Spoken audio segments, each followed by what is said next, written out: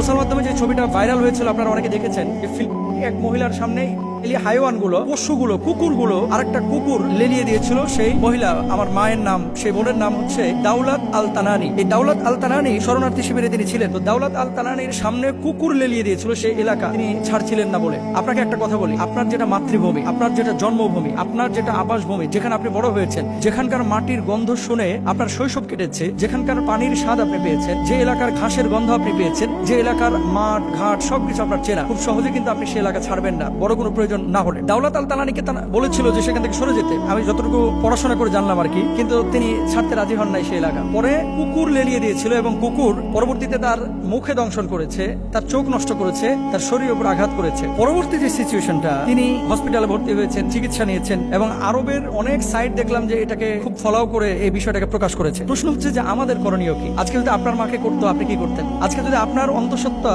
বোনকে করতো, আজকে যদি আপনার কলিজার টুকরা মেয়েকে করতো, আপনি কি করতেন? আপনি কি চুপ করে বসে থাকতেন? নিঃসন্দেহে না। তাহলে আপনি তাদেরকে প্রতিরোধ করার জন্য বা প্রতিহত করার জন্য কিন্তু অ্যাকশন নিতেন এবং চেষ্টা চালাতেন। কুরআনুল কারীমের সূরা নিসার ৭৫ নম্বর আয়াতের মধ্যে আল্লাহ সুবহানাহু ওয়া তাআলা কি বলছে একটু খেয়াল করি। আল্লাহ সুবহানাহু ওয়া তাআলা বলছেন, ওমা লাকুম লা তুকাতিলুনা ফি সাবিলিল্লাহ ওয়াল মুস্তাদআফিনা মিনার রিজালি ওয়ান নিসাই ওয়াল উলদানিল লাযিনা ইয়াকুলুনা রব্বানা আখরিজনা মিন হাযিহিল ক্বরিয়াতিয যালিমি আহলুহা ওয়াজআলনা মিন লাদুনকা ওয়ালিয়া ওয়াজআলনা মিন লাদুনকা নাসীরা। আল্লাহ সুবহানাহু ওয়া তাআলা বলছেন, তোমাদের কি হয়েছে? তোমরা আল্লাহর পথে যুদ্ধ করছো না, অথচ নারী পুরুষ এবং শিশুদের মধ্যে যারা দুর্বল তারা বলে, হে আমাদের রব, আমাদেরকে অত্যাচারী এবং এই নগর হতে নিষ্কৃতি দেন এবং সন্নিধান হতে আমাদের পৃষ্ঠপোষক এবং নিজের নিকট হতে আমাদের জন্য সাহায্যকারী প্রেরণ করেন। তার মানে নারীরা পুরুষরা সবাই নিষ্কৃতি চান। নারীরা শিশুরা সাধারণত যুদ্ধে যায় না, যুদ্ধে যায় কারা? মুজাহিদরা। আমাদের বাংলাদেশে আমরা সাধারণত এখন দেখি যে জিহাদের কথা বা যুদ্ধের কথা আসলেই মানুষ জঙ্গিবাদের সাথে জিহাদকে বা যুদ্ধকে ট্যাগ লাগায় দেন। মোটেও না। জিহাদকে কেউ যদি অস্বীকার করে তার ঈমান থাকবে না, সে কাফের হয়ে যাবে। স্বাধীনতার জন্য দেশের মানুষকে মুক্তিযুদ্ধ করে নাই? করেছে। ইসলাম কায়েমের জন্য আবু বকর, ওমর, ওসমানের মতো সাহাবীরা রাদিয়াল্লাহু তাআলা আনহুম, তারা কি যুদ্ধ করেন নাই? করেছেন। আল্লাহ রাসূল সাল্লাল্লাহু আলাইহি ওয়াসাল্লাম কি সশরীরে যুদ্ধে অংশগ্রহণ করেন নাই? আপনি বলবেন করেছেন।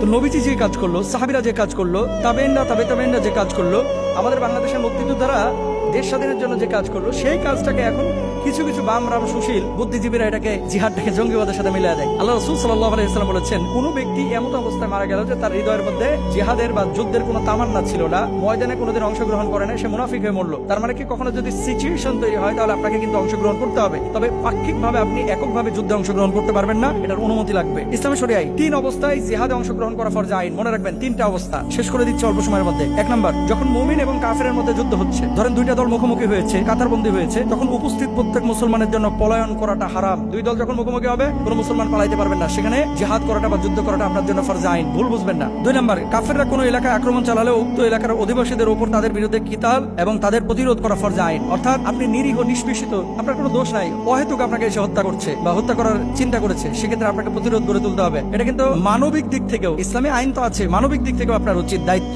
3 নম্বর, ইমাম বা কোনো রাষ্ট্রনায়ক যদি সম্প্রদায়কে জিহাদে বের হতে আহ্বান করেন, তাহলে তাদের সকলের জন্য জিহাদে বের হওয়া ফরজ আইন।